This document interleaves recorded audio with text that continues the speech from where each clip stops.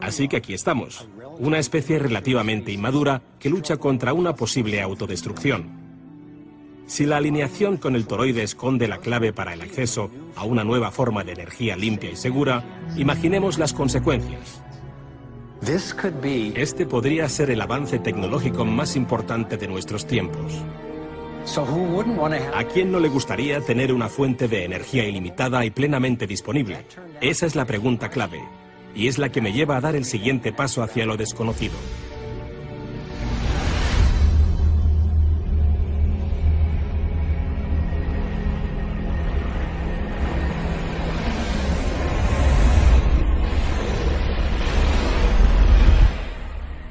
Parece ser que los científicos de principios del siglo XIX habían estado desarrollando métodos alternativos para obtener electricidad sin combustión. Nikola Tesla creía que había logrado acceder a lo que denominaba energía radiante. Muchos científicos piensan que descubrió lo que ahora llamamos energía libre. Pero antes de que Tesla pudiese acabar el proyecto, su inversor, el banquero J.P. Morgan, que tenía el monopolio del cobre que se utiliza en el tendido eléctrico, se dio cuenta de que el descubrimiento de Tesla podía transmitir electricidad sin necesidad de cables. Y entonces dejó de financiar las investigaciones de Tesla.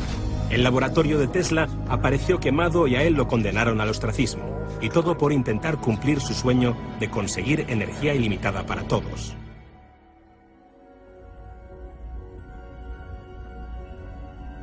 Un inventor de hoy en día, Adam Trombly, se inspiró en el trabajo de Tesla y en las posibilidades del toroide. Trombly construyó una dinamo, un generador de corriente directa que proporcionaba energía eléctrica directamente del aire. Intentábamos demostrar que al limitar el campo magnético de un planeta y al girar este dispositivo, podríamos realmente crear una dinamo que funcionase. Y de hecho, funcionó, y sigue funcionando. Entonces, cuando contemplamos la naturaleza, Júpiter o una dinamo como la Tierra que gira en el espacio, lo que hacemos sencillamente es referirnos a un imán que gira en el espacio. Y las líneas de flujo del imán van hacia abajo y por dentro, en este patrón toroidal del campo magnético. También se expande y se contrae, respira. Literalmente coge del espacio la energía que necesita y la transforma. Justo aquí, en este toroide, tenemos energía suficiente para transformar toda la Tierra entera. Y eso no es una simple teoría, sino que es literalmente cierto. Simplemente pensemos en las implicaciones que esto supone. Significa que cualquier lugar de la Tierra tendría energía. Cada persona de la Tierra tendría acceso a la energía. Gozaríamos de toda la abundancia del universo. Las Naciones Unidas y el Senado de los Estados Unidos habían invitado a Trombly para que demostrase cómo funcionaría uno de estos generadores. Pero al final, la administración de Bush boicoteó estos actos y después el gobierno requisó el dispositivo durante una redada. Pero la historia de Trombly no es la única. Cada vez que conozco a un inventor con una nueva y prometedora tecnología en el campo de la energía libre, me cuenta una experiencia parecida a la vivida por Trombly. El inventor John Bedini empezó a trabajar sobre las teorías de Tesla acerca de la energía radiante hace décadas y ha creado una gran variedad de dispositivos de cargadores de baterías que generan más energía de la que necesitan para funcionar. Anunció que iba a empezar a distribuirlos a muy bajo precio. Poco después, lo atacaron en su laboratorio y lo amenazaron para que dejase de producirlos. Por su propia seguridad, tuvo que dejar a un lado la comercialización de los dispositivos de energía libre. Todos estos dispositivos provienen de laboratorios que visité personalmente.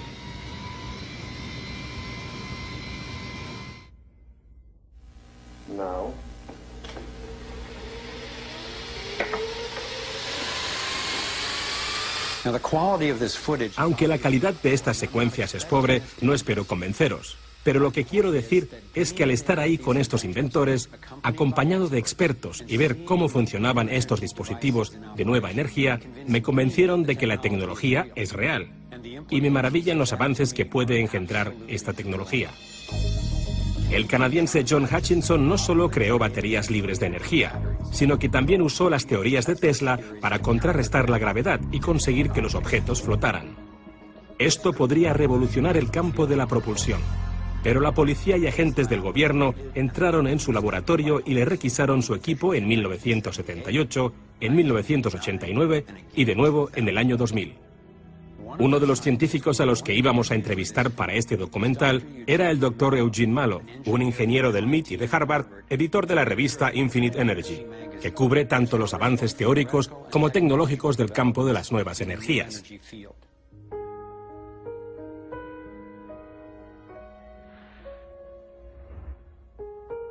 Misteriosamente, recibió una paliza que le provocó la muerte en el año 2004. Si todos estos inventores eran unos estafadores y unos charlatanes, me pregunto por qué se los reprime de una manera tan brutal y constante. Le pregunté al inventor de energía libre, Adam Trombly, por qué pensaba que se restringía la investigación de este tipo de tecnología y si mantenía alguna relación con el fenómeno ovni. Importantes rangos del cuerpo militar han corrido un riesgo al afirmar, sí, estas cosas son reales. ¿Por qué pensáis que el complejo industrial militar evita a toda costa este tipo de declaraciones? Porque empiezas a pensar en qué clase de tecnología se esconde tras el fenómeno ovni. Esa es la cuestión principal. La falta de transparencia del fenómeno ovni está directamente relacionada con la falta de información sobre la denominada energía libre. La energía se extrae de la estructura del espacio que nos rodea, lo que significa que no se puede medir. Esa es una amenaza directa a la mayor y única industria del mundo, la energía. Sería decir adiós a ExxonMobil, al petróleo, al carbón, a la transmisión lineal de electricidad a través del tendido eléctrico. Todo eso desaparecería. Por desgracia, para algunos implica una fortuna de 200 billones de dólares. Las reservas registradas de petróleo, carbón y gas están valoradas en más de 200 billones de dólares. Si se revelase esta información, cambiaría completamente el poder geopolítico. De una manera que aún no se ha visto en toda nuestra historia. Y pasaría en una generación. Empecé a examinar las soluciones que suponían estos significativos avances, y para mi sorpresa, estos conceptos ya habían sido demostrados en cientos de laboratorios de todo el mundo, pero sus resultados aún no han salido a la luz. En vez de hacer que las cosas colisionen e intentar controlar la explosión, estas nuevas tecnologías se basan en la mezcla, en el baile con lo que naturalmente es. El denominador común de todos estos dispositivos de energía libre que he visto es que imitan de una manera u otra la forma de energía toroidal. No hace falta que creamos en la tecnología de la energía libre para preocuparnos por la represión de las ideas y los nuevos inventos. Yo mismo pensé, ¿cuál es la mejor manera de justificar nuestra dependencia del petróleo, carbón, energía nuclear y otras tecnologías peligrosas y contaminantes, sino afirmar que no hay ninguna otra alternativa mejor ni más barata? Era mi querida esposa y socia creativa, Kimberly, quien me recordaba una y otra vez las implicaciones humanas de mi investigación científica.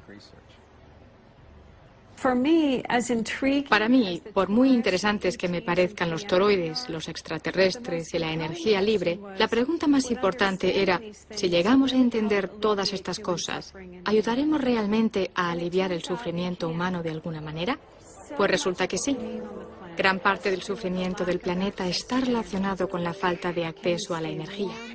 Mantenerte caliente, tener acceso a agua y comida, obtener atención médica en un hospital, todo eso está relacionado con el acceso a la energía.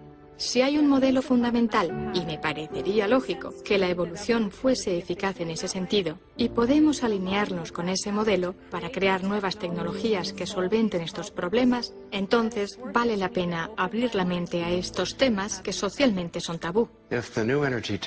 Si las nuevas tecnologías energéticas se facilitasen libremente en todo el mundo, se produciría un cambio profundo que nos afectaría a todos y que se podría llevar a cabo en cualquier parte del planeta. Estas nuevas tecnologías supondrían el hallazgo más importante de la historia. Así que, teniendo en cuenta las posibilidades, decidí preguntar, ¿quién se beneficia al suprimir investigaciones científicas? ¿Quién posee el poder y la fortuna que se ven amenazados ante el acceso a una energía libre y limpia? ¿A quién le interesa establecer un mundo donde solo unos pocos tienen mucho y hay otros muchos que apenas tienen nada? Como investigador independiente, seguí una de las normas básicas del periodismo de investigación. Si una historia no tiene sentido, investiga de dónde viene el dinero.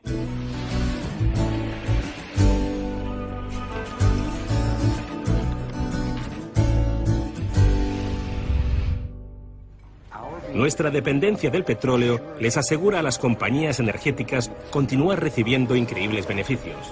Los he visto reunir un gran número de recursos para boicotear las alternativas energéticas, para controlar las reservas mundiales y mantener el precio del petróleo elevado. Tienen suficiente dinero y poder para eliminar cualquier cosa que pueda amenazar su monopolio. Así que, ¿quién está detrás de todas estas compañías energéticas? El imperio del petróleo de los Rockefeller comenzó en 1870, cuando John D. Rockefeller fundó la compañía Standard Oil y se convirtió en el primer multimillonario de Estados Unidos. Desde entonces, Standard Oil se ha convertido en ExxonMobil y en otras compañías. Y los Rockefeller también controlan nuestra comida. Fueron los responsables del cambio de producción que sufrió el planeta al pasar a una agricultura de gran escala basada en el petróleo. Recuerdo la llamada Revolución Verde de los años 60 y 70. Como la mayoría de gente, yo también pensaba que era algo positivo. Sin embargo, se basó en la plantación de enormes campos con un solo cultivo, usando grandes cantidades de fertilizantes, herbicidas y pesticidas basados en el petróleo. La Revolución Verde fue idea del Departamento de Ciencias Naturales de la Fundación Rockefeller, junto con importantes empresas agrícolas. La agricultura basada en el petróleo proporcionaba una gran cantidad de nuevos beneficios para la industria del petróleo, pero nunca cumplió con las promesas de acabar con el hambre y promover la salud. Al principio, la Revolución Verde aumentó la productividad, porque cada trozo de terreno se utilizaba para la producción inmediata, aunque los verdaderos costes los estamos viendo ahora. Los contribuyentes pagan miles de millones en subsidios a las grandes empresas agroindustriales. Las pequeñas plantaciones familiares han desaparecido. La biodiversidad se ha destruido. Los químicos tóxicos envenenan a los trabajadores de las plantaciones y contaminan la tierra, el agua y nuestro suministro de comida, poniendo en peligro la salud de todos nosotros. En 2010, aproximadamente 1 de cada 7 personas de todo el mundo no tenía lo suficiente para comer. Las enormes empresas que nos han introducido las sustancias químicas en la agricultura industrial química hablaban de 3 instrumentos para consolidar la cadena alimenticia. Primero, la ingeniería genética como un método de control. Segundo, patentar las semillas y la vida como una medida de control. Declarar la semilla como propiedad privada. Calificar de delincuentes a los agricultores que guarden semillas como si fuera un delito contra la propiedad intelectual. Y tercero, los llamados tratados de libre comercio, que privarían a los ciudadanos de a pie y a los agricultores del derecho a guardar semillas. El último paso que se ha dado ha sido el diseño de una tecnología de exterminación para crear semillas estériles para aumentar todavía más la dependencia que tiene la humanidad de un puñado de compañías. Con lo que estamos haciendo con las semillas, estamos creando literalmente por primera vez una nueva colonización, lo que yo llamo la colonización del futuro.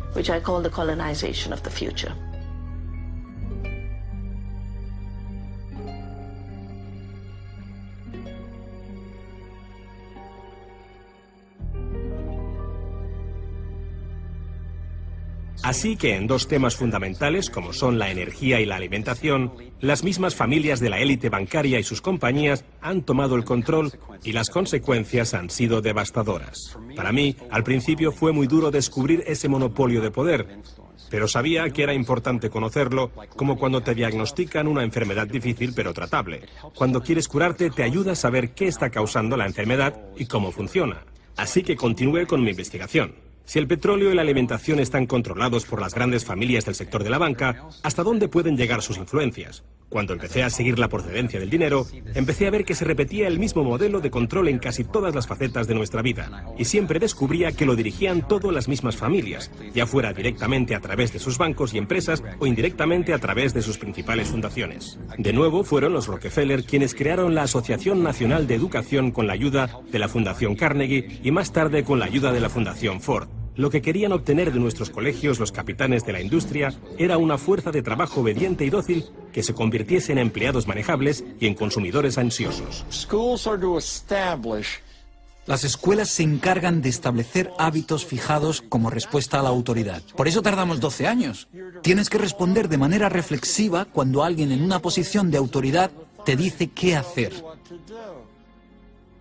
Como la educación, la sanidad es otra área dominada por el gran capital y las compañías. La Asociación Médica Estadounidense, por ejemplo, fue en gran parte financiada por los Rockefeller.